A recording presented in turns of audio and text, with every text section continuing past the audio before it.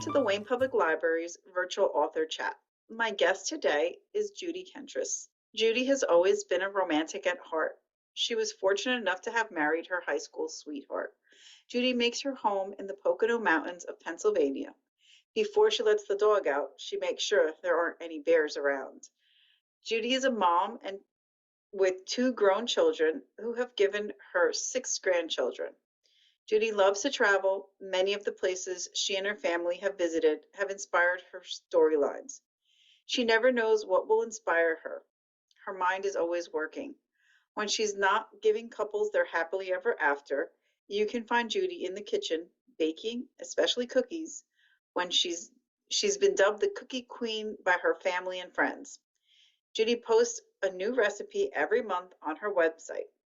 Judy's stories are fun, sexy romances that will make you laugh, cry, and fall in love. Welcome, Judy. Please tell us a little more about yourself and your new Henny Penny Sisters series. Well, you covered my bio, which is actually what I sent. And I do live in Pennsylvania, but I grew up in New Jersey and we moved here about 15 years ago. So I'm definitely surrounded by the woods. And as I say, I do have to watch out for bears and they are all awake. And the deer are now bringing their babies to the back in the back of my fenced yard. So that's really cool. Oh, As to my new key series, I will say I created a town called Beacon Point, but I based it off of Cape May, New Jersey. And I absolutely love Cape May. And if anybody has been there, they will recognize some of the locations, but I mean, I changed the names and everything.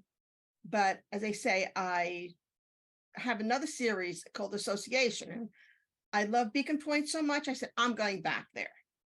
So my key series is 4 books, and Key to the Past, which is this one. I know it's backwards. That's book 2. Book 1 came out in April, and that was Key to My Heart.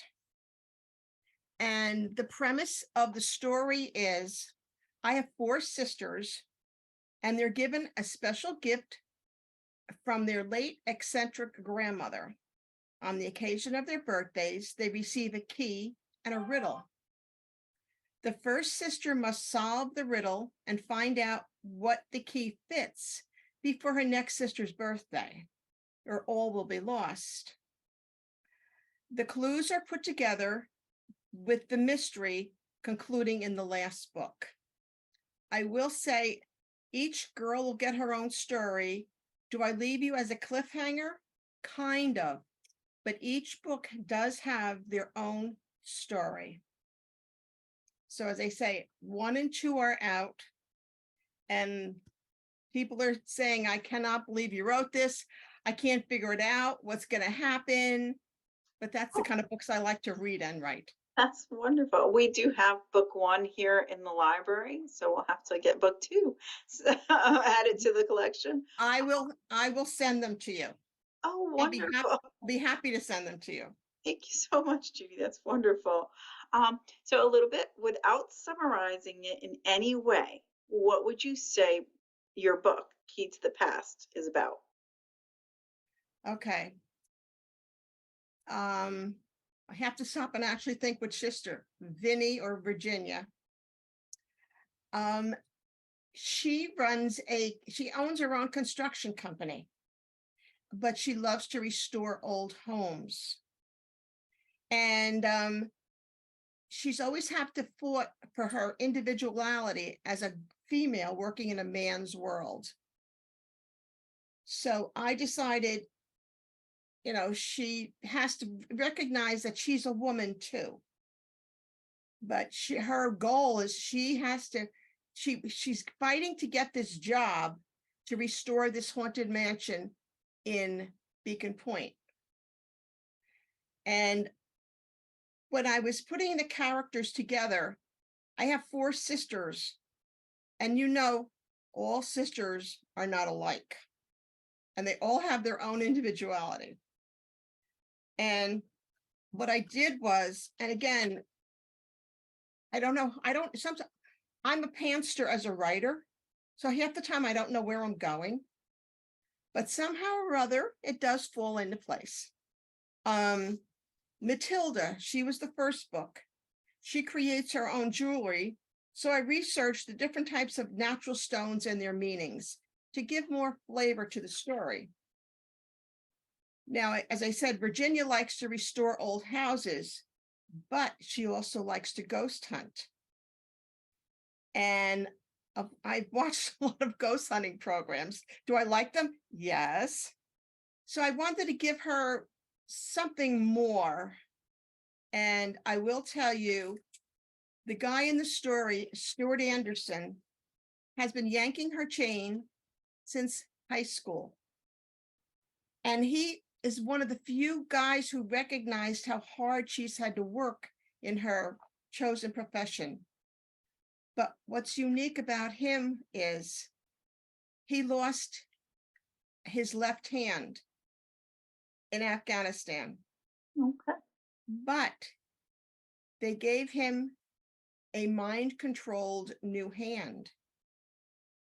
So his challenge is accepting that he's almost whole. He wants to be normal, but he knows he'll never be normal, but yeah, he is. I mean, as I say, it's part of the arc that I try to create for him, that he will eventually accept who he is. It's okay to have a fake hand, and he functions beautifully. And I will tell you, some of the research that I did, it's amazing, absolutely amazing what they're doing for people these days. And Sister 3, Ginger, she comes out in August. And Ginger has an eclectic taste in music, and she has her own music store. And because I have an eclectic taste of music, she was easy to create. And her book is called Key to Heart and Soul, and that's the name of her music store. And then the fourth sister, Irene, she was the most challenged to write because she's deaf. And I did have to do my homework. And again, my research helped me to create, as I say, a unique character. And she has a hearing dog. And again, I did watch YouTube. I love YouTube. YouTube is a wonderful reference. And as I say, I helped create the character. And when I sent it to my editor, I said, really be careful that I'm not having somebody talk to her and, and had put it a certain way. But Irene is unique because she can talk and she can read lips. And because she was 10 when she lost her hearing, so she knows to be talking. She can talk, but of course she can't hear. So she does sign language, and she runs her own little bake shop. And as I say, I tried to give each sister a unique characteristic. Oh, that sounds wonderful. That sounds like a lot of research into a lot of interesting topics. Wow. Yeah. With these books, how many books have you written in total, if you count the 4 that you've completed? If I count those 4, it'll be 38. 38. And But when I did have two, and I have 2 more books to write for this year, so I'll have 40 at the end of the year. and you started how long ago? 10 years. Oh my goodness. That's a lot of books in 10 years. So what was one of the most surprising things that you learned in creating your books? All 40 of them? I think my research was because when I develop a character, if I want to do something unique, I do a lot of research. So it's helping me, it's giving me knowledge. and learning. Like, I knew nothing about ghost hunting. I knew nothing about jewelry. I knew something about music, but then creating Irene was a challenge, because I had to do it right. And I have some early reviews on it, and they're enjoying it. So, as they say, I just want to make characters that people are going to not just relate to, but they enjoy their lives and getting into it. Okay. Um, so you mentioned Matilda, Virginia, Ginger, and Irene, the four sisters. Um, Yes. how did you come up with the names? How do you come up with the names for your characters? Well, I have to tell you, Matilda is one of my favorite names. And there's a there's a young adult movie called Matilda. Mhm. And I knew how to name a character after her. Matilda has three daughters, Faith, Hope, and Charity. And those are three more of my favorite names. And I chose Virginia because I needed a character who had a male nickname. So in the beginning of the book, she's called Vinny. Don't you dare call her Virginia. She is Vinny. And again, as I mentioned, she's challenged by the male species since she owns a construction business. Now, Ginger, I love Ginger Rogers. And we all know who she was. And she danced with Fred Astaire. So I knew I had to have a character being involved with music.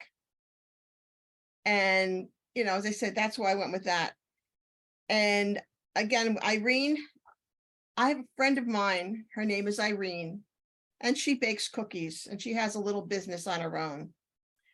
And believe me, my Irene is nothing like my friend, but it just blended with the characters.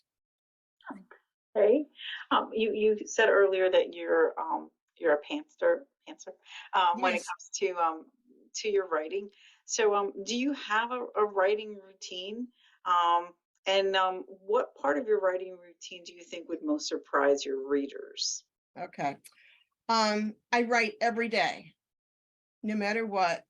Um, and that includes promotions and creating promos, but I need to get down 2,000 written words a day, because you just can't stop.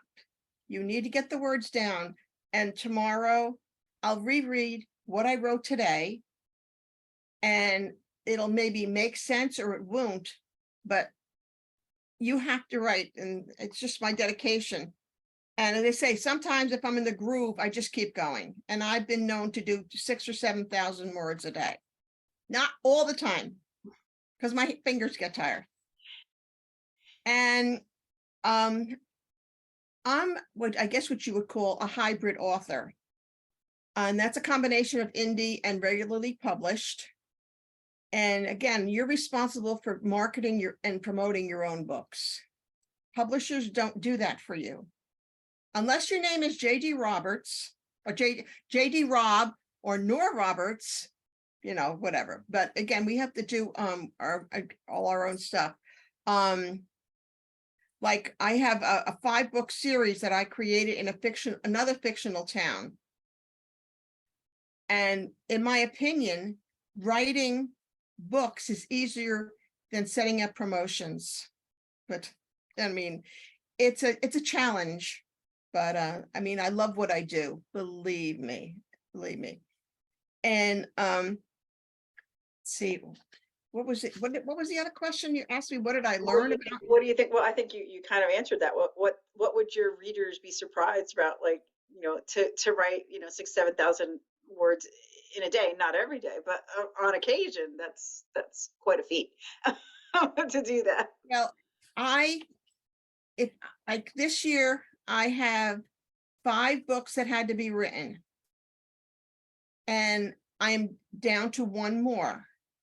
And maybe somebody says, well, you don't have a publisher pushing you, but it's yourself, and you have these goals, and you know you want to keep in line with what you have to do.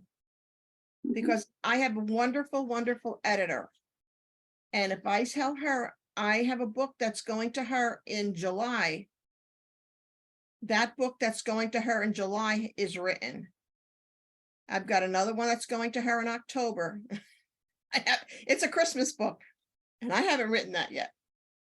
But I'm just saying, it's my regimen, and maybe other authors just aren't as strict.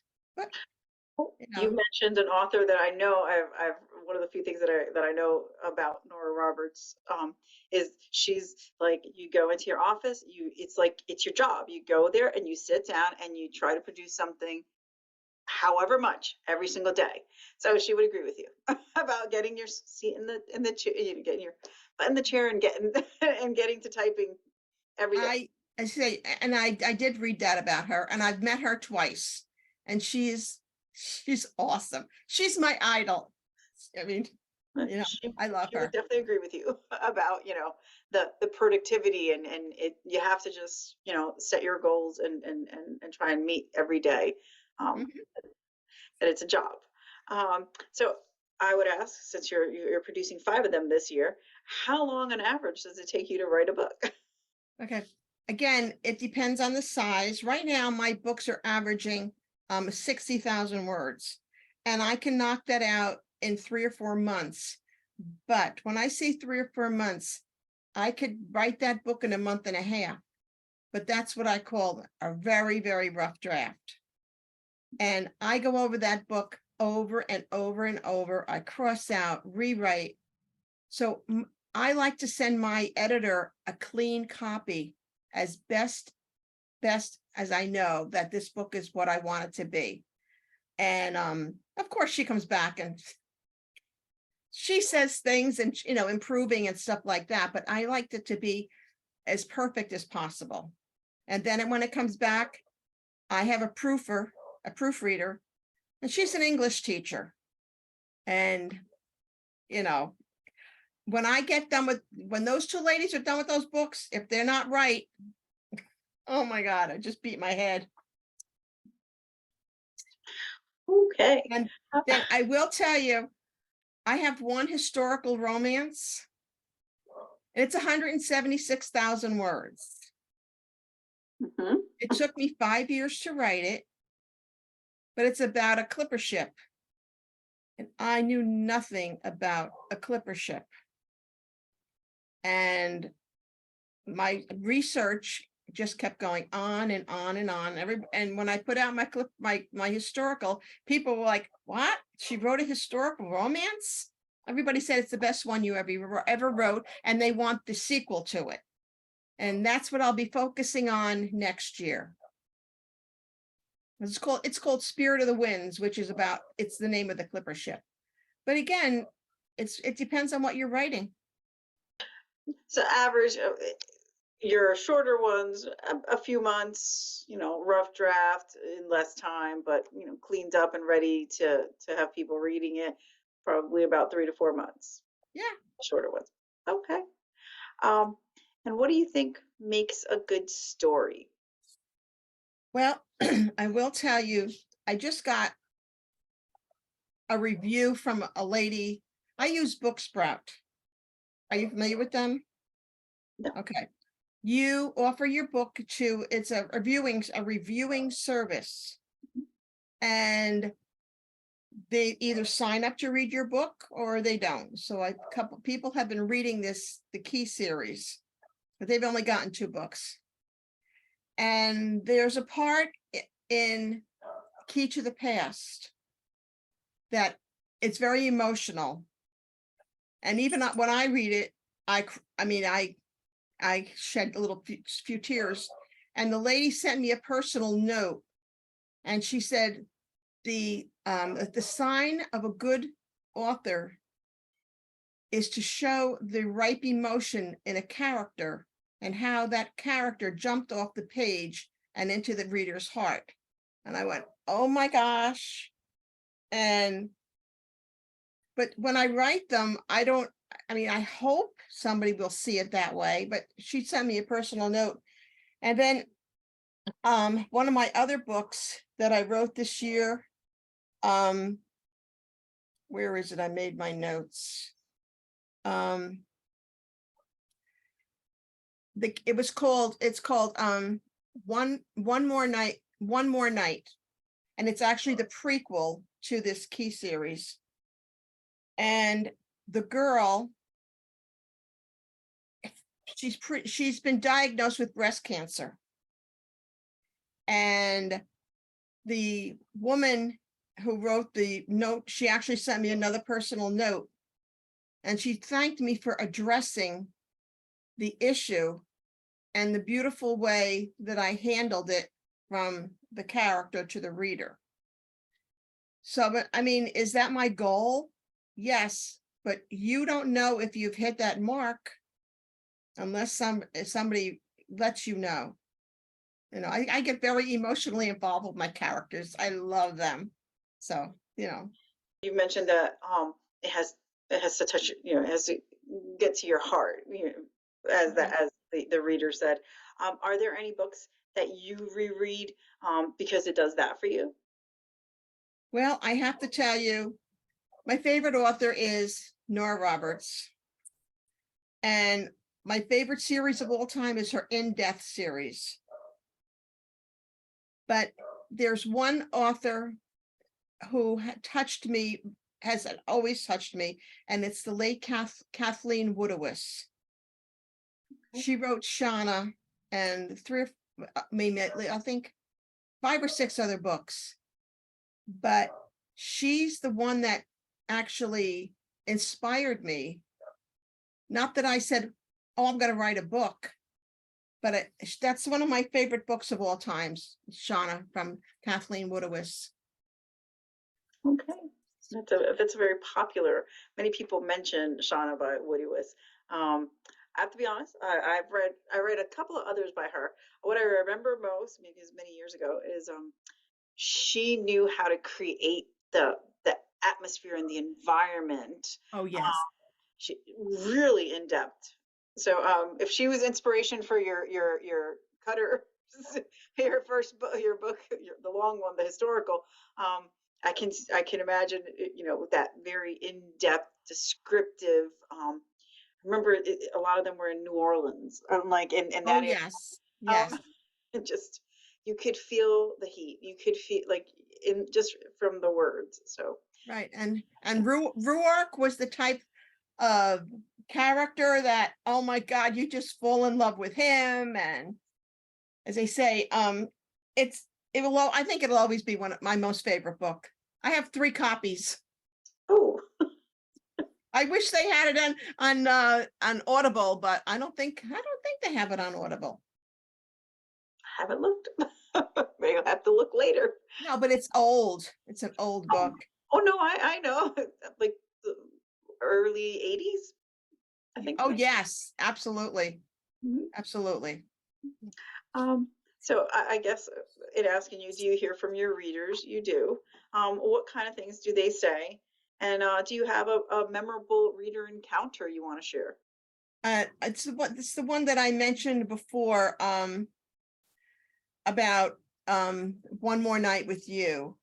And the reader reached out to me, and she's thanked me for addressing the character that had this issue, and I handled it delicately. And that meant a lot. I mean, the lady was a breast cancer survivor, so that's why, you know, it reached out to her more than, I guess, the average reader. And that touched me very much. And as a writer, do you have any books that you recommend to other writers or even to your Okay. readers? I will tell you, I'm an eclectic type, like Margie, the crazy grandmother.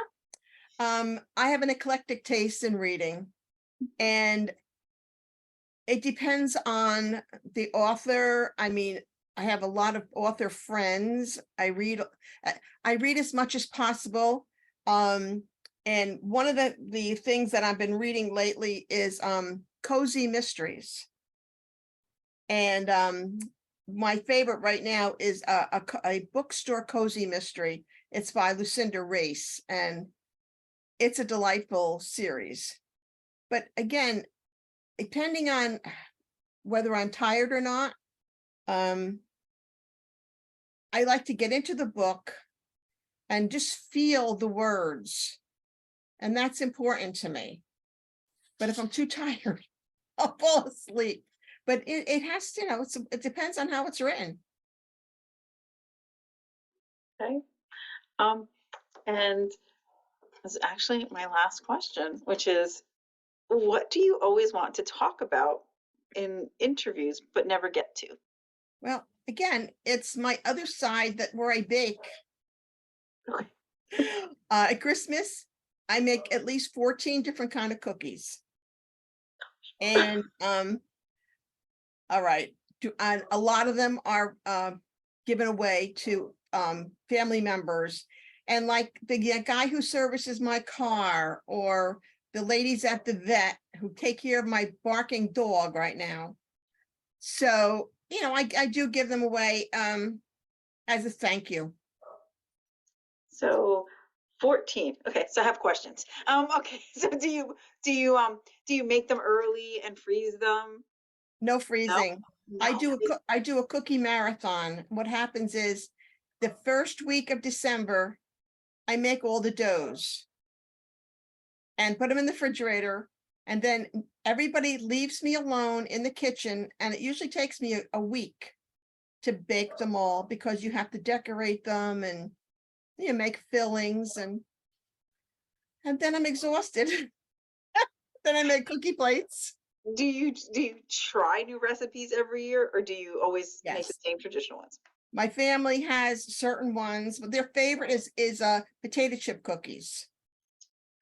Yes, and there are really potato chips in the cookies. Mhm. And then they'll all go on Pinterest and they'll say, well, let's make this and let's make that. But I'll try 2 or 3 new ones a year. But then they'll still go back to the same old, favorites again. First one up is potato chip cookies. And yes, on my and on every month on my website, I do put a recipe. And at Christmas time, of course, I'll put cookies. And do you have a favorite that you make? Potato chip cookies. I imagine you must have to make a lot of those if everybody loves them. Yeah, and it's as I said, if you when you bite into it, unless I put potato chips in it, there's something different in there. It's just like, what is it? And then I have to tell you it's potato chips, crushed potato chips. Okay. No, I have heard them. I think I have tasted them. They've got that little bit of saltiness in Yeah, the cookie. exactly. Yes, yes. So that's your thing that you like to talk, you want to talk about. Okay. I used to bake a lot, so I'm always intrigued. And people who bake that many, they usually freeze them. They usually start like in late October and they freeze them. And I'm just like, oh, that's a lot of work. Um, Yeah, but I used to do marathons like you mentioned. I used to like pick like 7 recipes and I used to just like spend a week making them and it was exhausting. right. And then right before, well, when it's closer to Christmas, I'll make a German stollen or something like that. But Mhm. I'll only make 2. But basically it's cookies. Okay. Um, well, open it up if anyone wants to ask a question. Um, if you want to unmute yourself, you can ask it in person, or if not, you can write it in the chat and I will read it to Judy. Um, if not, uh, that's okay too. Uh, so uh, this has been fun. It is our second interview, so you know, we learned a lot. Um, Seems like you're doing a lot of research to prepare for all of your books. Uh, could I ask, what are you going to prepare for the next historical when you start working on it next year? Okay. It's the first book is called Spirit of the Winds, and then the sequel is going to be Spirit of the Seas, and it's going to be the first powered clipper ship. So the first mate from the first book is going to, he's not in the designing factor. He has to go and pick up this ship. And I already researched a ship. It was, the first one was built in England in 1855. And it's more of a little bit more luxurious, where it would take some passengers, but it's a clipper ship, but it's steam. When I say steam powered, it's coal. It's coal fed furnace to, that's all I mean, whenever I get a free minute, I'll jump on it. I have the couple. I do have some of the scenario that, is going to be happening. But that's going to be my focus next year. And it's going to take a lot. I was gonna say, do you think it's gonna take, it won't take 5 years to do, but you won't be producing as quickly as you have the last few years? Unless somebody says I need a Christmas book right away or something like that. But I don't know. This book, everybody keeps asking me for this sequel.